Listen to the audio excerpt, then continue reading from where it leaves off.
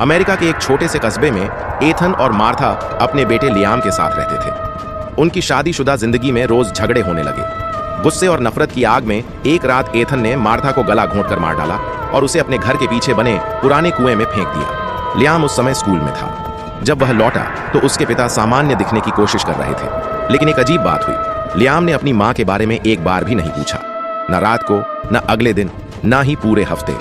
Ethan को अजीब लगा, पर उसने राहत की सांस ली कि शायद उसका बेटा मां को याद नहीं कर रहा। लेकिन फिर एक रात जब एथन बिस्तर पर लेटा हुआ था, लियाम कमरे के दरवाजे पर खड़ा था।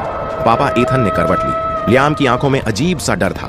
आप इतने दिनों से मम्मी को अपने कंधे पर लेकर क्यों घूम रहे हो? एथन का पूरा शरीर ठंडा पड़ गया। उसने झटके से अपने कंधे पर हाथ फेरा, लेकिन वहां कुछ नहीं था। उसकी सांसें तेज हो गईं। उसने कांपते हुए लियाम की तरफ देखा, लेकिन अब लियाम की आंखों में सिर्फ भय नहीं था, बल्कि कुछ और भी था। लियाम धीरे धीरे पीछे हटने लगा। पापा, मम्मी आपको छोड़ क्यों नहीं रही? एथन का दिल जोर से धड़कने लगा। वह दौड़कर बाथरूम में गया, आईने के सामने खड़ा हुआ, लेकिन जैसे ही उसने खुद को देखा, उसके कंधे पर लटकी हुई मार्था की सड़ी गली लाश झूल रही थी। उसकी आंखें खुली हुई थीं और होंठ उसके कान में फुसफुसा रहे थे। तुमने सोचा मैं चली जाऊंगी?